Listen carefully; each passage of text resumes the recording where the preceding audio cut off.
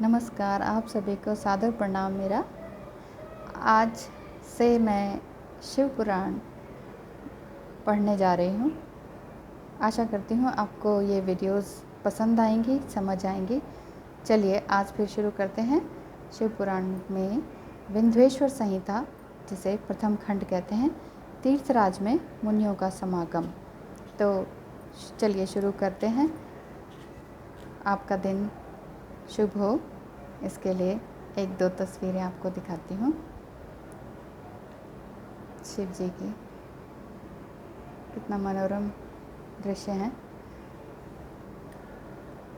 जय शिव शंकर।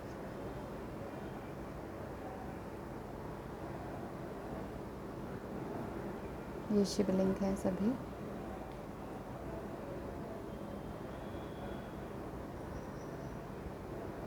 है ना। तो शिव शक्ति हैं। चलिए तो फिर शुरू करते हैं।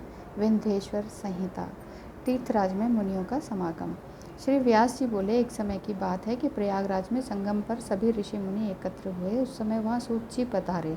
सभी ऋषि मुनियों ने उठकर उनका स्वागत किया और बैठने के लिए आसन प्रदान किया। सबने हाथ जोड़कर उनसे निवेदन किया, हे मुनिवर, कलयुग में सभी मनुष्य पाप ताप से पीड़ित होकर सत्कर्म से रहित, पर स्त्रीगामी, पर निंदक, आत्मज्ञान रहित, नास्तिक, देहाभिमानी, दूसरों की हत्या करने वाले, माता पिता से द्वेष रखने वाले और स्त्रियों के गुलाम हो जाएंगे। वैश्य अपने धर्म से रहित कुमार्गी हो जाएंगे। शूद्र अपने कर्म को छोड़कर तिलक लगाकर ब्राह्मणों का सा आचरण करने लगेंगे।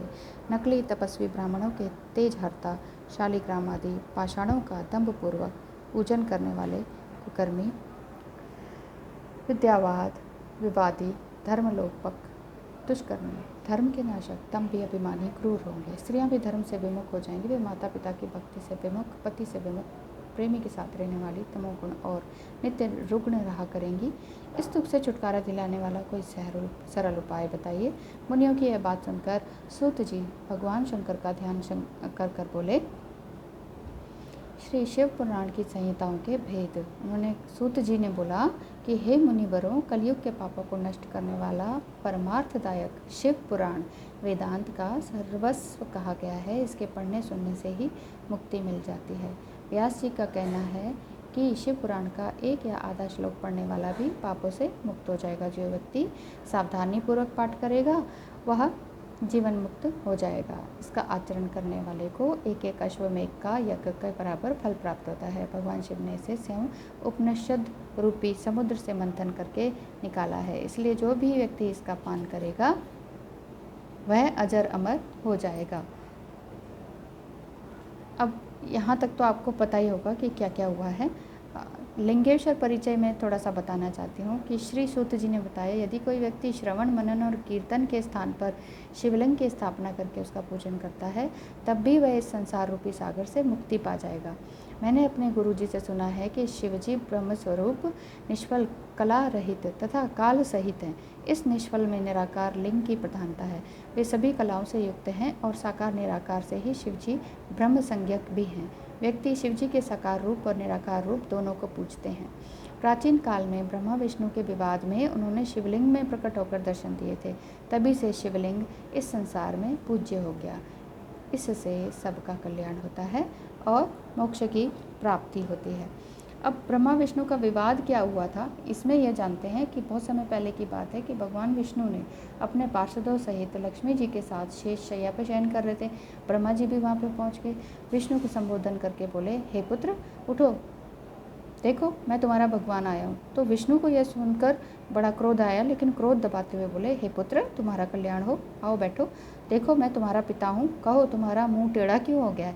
यानी कि वो एक तो खुद ही नाराज़ थे और दूसरे को बोल रहे थे, ब्रह्मा जी को कह रहे थे कि टेढ़ा क्यों हो गया। तो उन्होंने कहा, ब्रह्मा जी ने, कि समय की फेर से तुम्हें अभिमान हो गया है पुत्र, मैं तुम्हारा स्वामी हूँ, इस संसार का पिता मैं हूँ मैं।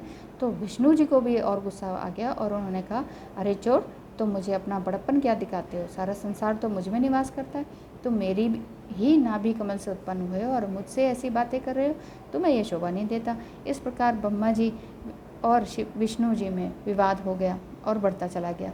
ये दोनों अपने आप को ये कहने लगे कि मैं प्रभु हूँ, मैं प्रभु हूँ। ठीक है। तो दोनों में लड़ाई होने लगी। तो दोनों के प्रहारों से देवता व्याकुल होकर कांपने लगे और कहने लगे, जब आप दोनों ही अराजकता उत्पन्न कर रहे हैं तो यह समस्त सृष्टि भगवान शिव की है, इसके बिना इस सृष्टि का एक तिनका भी इधर से उधर नहीं हो सकता, अतः हम सब शिव शंकर के पास चलते हैं। इतना कहकर सब देवता वहाँ पहुँच जाते हैं। और महादेव जी जो हैं पार्वती जी के साथ सभा में मणिमय सिंहासन पर विराजमान बैठे हुए थे। तो देवताओं को आया देखकर शिव जी ने उनको अपने पास बुलाकर कहा, अब शिव जी का निर्णय बताते हैं कि हे देवताओं, मैंने सुना है भगवान विष्णु और ब्रह्मा में भीषण संग्राम चल रहा है, तो बताओ क्या मुझसे उपाय चाहते हो। तो उन्होंने कहा कि भाई कि लगातार वो लोग पशुपात अस्त्रों का प्रयोग कर रहे हैं, अब बड़ी ही प्रलय की स्थिति आ गई है, अब क्या करें। तो इस प्रलय के वातावरण को देखकर शिव जी एक तेजोमय अग्नि के समान दोनों के पत्थे में जाकर चमकते हुए स्तंभ यानी कि लिंग के रूप में प्रकट हुए। ब्रह्मा और विष्णु जी की लड़ाई चल रही थी और उन दोनों के बीच में वो लिंग के रूप में प्रकट हुए, बहुत ही तेज। तो विष्णु और ब्रह्मा महातेज वाले स्तंभ को देखकर विस्मय में पड़ गए। दोनों को लगा ये क्या है, इंद्रियातीत अग्नि स्वरूप स्तंभ है क्या, हमें इसका पता लगाना चाहिए। तो उनको पता लगाने के लिए वो दोनों अलग अलग भाग खड़े हुए। तो विष्णु जी शुकर का रूप धारण करके पाताल में चले गए और ब्रह्मा जी हंस का रूप धारण करके ऊपर आकाश में चले गए। लेकिन दोनों को उसके बारे में पता थोड़ी चल पाया कि प्रकाशमय लिंग है क्या, उसका भेद क्या है, वो जान ही नहीं पाए। ब्रह्मा जी ने आकाश में केतकी का फूल देखा, क्योंकि वो भी वैसे ही था, प्रकाशमान, सफ़ेद और गोल्डन लाइट से चमकता हुआ। तो उन्हें लगा कि भाई थोड़ा सा सफ़ेद थोड़ा सा पीला केतकी का फूल है, तो चलो इसको तोड़ कर ले जाता हूँ और ये निश्चय कर लेता हूँ कि यही है जो स्तंभ है, वो जो लिंग सा मैंने देखा, प्रकाश देखा, वो यही है। उन्हें निश्चय हो गया कि उन्होंने महातेजस्वी स्तंभ का पता कर लिया। वे केतकी के फूल को लेकर विष्णु जी के पास चले गए। अब विष्णु जी ने ब्रह्मा जी के पैर पकड़ लिया कि ओ ब्रह्मा जी, आप तो बिल्कुल सही बोल रहे हैं, ये तो आपने इसका भेद पा लिया। तो ब्रह्मा जी के इस छल को देखकर शिव जी को बड़ा गुस्सा आया। शिव जी ने कहा अब मुझे दर्शन देने पड़ेंगे, अब मैं प्रकट हो जाता हूँ। तो शिव जी वहाँ प्रकट हो गए। विष्णु जी ने भगवान शंकर के चरण पकड़कर प्रणाम किया। तो विष्णु जी की फिर इस महानता से भगवान शिव खुश हुए कि चलो मेरे पैर तो पकड़े, झूठ तो बोला लेकिन पैर तो पकड़े। उन्होंने प्रसन्न होकर उनकी सत्यवादिता की प्रशंसा की कि चलो तुम सत्य तो माना, तुम्हें ये तो लगा कि हाँ शिव जी ने मुझे दर्शन दिए हैं, इसका मतलब मेरी गलती है, मेरे मिस्टेक है, यहाँ पर ज़बरदस्त मैंने झूठ बोला है, तो इसलिए उन्होंने आया। तो फिर ब्रह्मा जी का अभिमान भंग कैसे हुआ। ब्रह्मा जी का अभिमान भंग कौन करते हैं, शिव जी ही करते हैं। तो नंदकेश्वर बोले कि इसके पश्चात शिव जी ने अपनी बाहों के बीच से, यानी कि जो आईब्रोज होती हैं उनके बीच से भैरव को प्रकट किया। भैरव ने प्रकट होकर भगवान शिव से पूछा मेरे लिए क्या आ गया है। तो ब्रह्मा जी इस पर क्रोध करते हुए भगवान शंकर ने भैरव से कहा कि तुम अपनी पैनी तलवार से ब्रह्मा जी की सेवा करो, ठीक है। तो शिव जी की आज्ञा पाते ही भैरव ने ब्रह्मा जी के केशों को पकड़ लिया। भैरव ने ब्रह्मा जी के 5वें मुख को,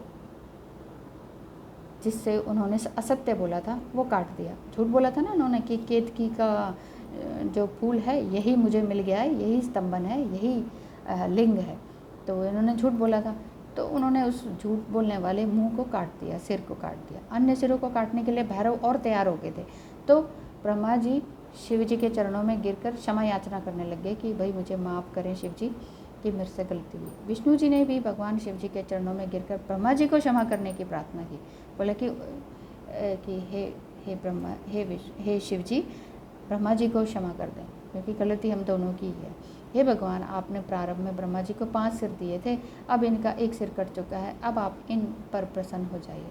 तो भैरव ब्रह्मा जी को छोड़कर बोले हे ब्रह्मा, तुमने अपनी प्रतिष्ठा और ईश्वरत्व के लिए छल कपट किया है, इसलिए तुम सत्कार, स्थान और उत्सवों से विहीन किए जाते हो।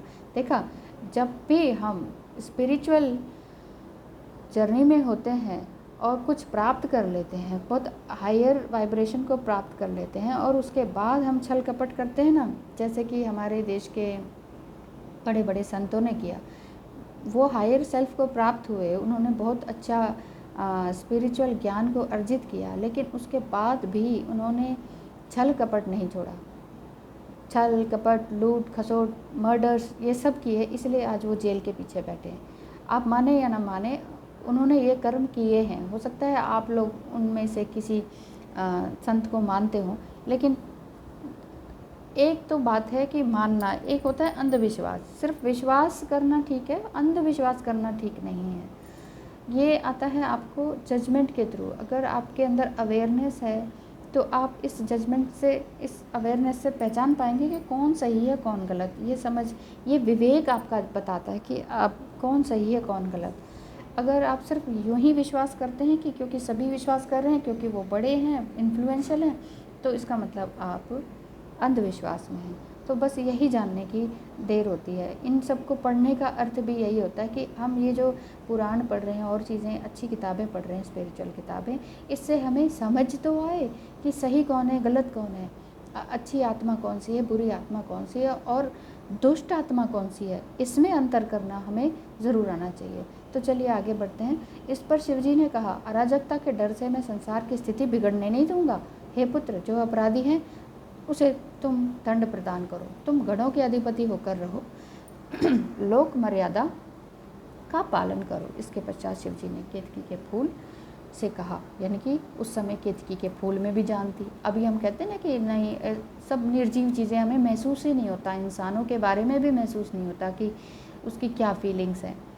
जैसे बच्चे माँ बाप की फीलिंग्स को नहीं पहचान पाते हैं, ऐसे ही बहुत सारी बातें हैं। तो कहते नहीं है कि कण कण में भगवान है, तो इसलिए हमें हर किसी में भगवान का रूप देखना चाहिए। तो उस समय क्या था कि केतकी के फूल से शिवजी ने कहा कि तू भी झूठ में शामिल है, अतः तू भी मेरी पूजा के योग्य नहीं है। शिवजी के गणों ने केतकी को दूर भगा दिया। केतकी शिवजी से हाथ जोड़कर बोली, हे स्वामी, मुझे माफ़ करने की कृपा करें। हे प्रभु, आपकी कृपा से कुछ भी दुर्लभ नहीं है। शिवजी बोले, मेरा वचन कभी भी मिथ्या नहीं हो सकता, यानी कि मैं झूठ नहीं बोल सकता। मैंने जो कह दिया सो कह दिया। मैं अब तुम्हें स्वीकार नहीं करूँगा, बिल्कुल भी नहीं करूँगा, परंतु मेरे भक्त तुम्हें स्वीकार करते रहेंगे। इस प्रकार तुम्हारा जन्म सफल हो जाएगा।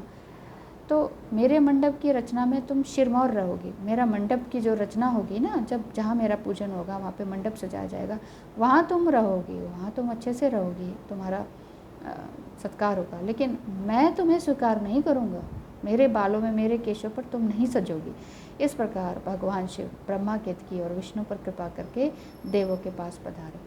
देवताओं ने शिव जी का पूजन कर स्तुति की। पुनः शिव जी अपनी सभा में जा बैठे।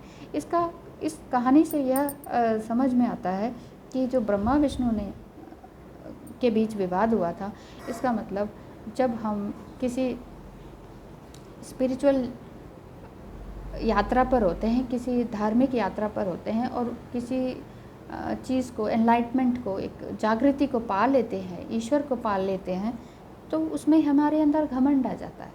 जब घमंड आ जाता है, वहीं से हमारा पतन शुरू हो जाता है। और पतन शुरू होता है तो हम एक दूसरे, ईगो शुरू हो जाता है, एक दूसरे से लड़ने लगते हैं। हम कहने लगते हैं कि हमारा ही, मैं ही भगवान हूँ। जब हम ये सब कहने लगते हैं तो वहीं से हमारा पतन शुरू हो जाता है। और जो हमारे हायर ईश्वर हैं, भगवान हैं, वो बहुत ही रुद्र रूप धारण कर लेते हैं, नाराज़ हो जाते हैं, क्रोध में आ जाते हैं। वो कहते हैं, क्या मैंने ही तुम्हें पैदा किया, मेरे से ही तुम उत्पन्न हुए, मैंने ही तुम्हें शिक्षा दी और तुम कहने लगे मुझे सब आता है, मैं ही भगवान हूँ, मैं ही ईश्वर का रूप हूँ, मुझे पूजो। तो ये घमंड है। तब ईश्वर सज़ा देते हैं, जैसे ब्रह्मा जी का 5वां मुख काट दिया था। ऐसे ही हमें अपने हर जीवन में, ये कहानी से हमें सीख मिलती है कि हमें अपने जीवन में, अब तक के जीवन में सीख लेनी चाहिए कि हमने कहाँ गलतियाँ की। बच्चों को पालने में, अपने आप को संभालने में, अपने रिश्तों को संभालने में, अपने पति पत्नी के रिश्तों को संभालने में हमसे कहाँ गलतियाँ हुई। और अगर पति पत्नी दोनों ही सम्मुख हैं, जीवित हैं, तो हमें एक दूसरे से माफ़ी मांगकर आज से, अभी से अच्छे कर्म की ओर नए अवसर तलाशने शुरू कर देने चाहिए। क्योंकि अगर हम माफ़ी मांगते हैं, क्षमा मांगते हैं, तो क्षमा करने वाला भी क्षमा करने के लिए तैयार हो जाता है। देखिए, जैसे भगवान शिव जी ने क्षमा कर दिया, केतकी के फूल ने क्षमा मांगी, उनको भी क्षमा कर दिया। विष्णु जी ने मांगी, उन्हें भी क्षमा कर दिया। ब्रह्मा जी ने मांगी, उन्हें भी क्षमा कर दिया। तो क्षमा मांगने वाला बड़ा होता है। इसलिए कभी ये ना सोचे कि अब तो उम्र बीत गई है, अब क्षमा मांग के हम छोटे हो जाएंगे, अब तो हम बड़े हैं, छोटों से कैसे क्षमा मांगे। क्षमा हम किसी से भी मांग सकते हैं। हमारी गलतियाँ बहुत सारी होती हैं इस जीवन में। हम बच्चों से भी क्षमा मांग सकते हैं। हमने बच्चों के प्रति अगर अनजाने में ही कुछ गलत किया है, समझ नहीं पाए उनको, उनका करियर को समझ नहीं पाए, उनको गलत गाइडेंस दे दी गई हो या उन पर अपना विचार थोप दिए गए हों, तो हमें उनसे क्षमा मांग लेनी चाहिए। मेरा तो यही मानना है। आपका क्या मानना है? प्लीज़ मुझे कमेंट करके बताएं। अच्छा लगा हो तो लाइक का बटन ज़रूर दबा दीजिएगा। आपको सादर प्रणाम है, चरण स्पर्श प्रणाम है। धन्यवाद।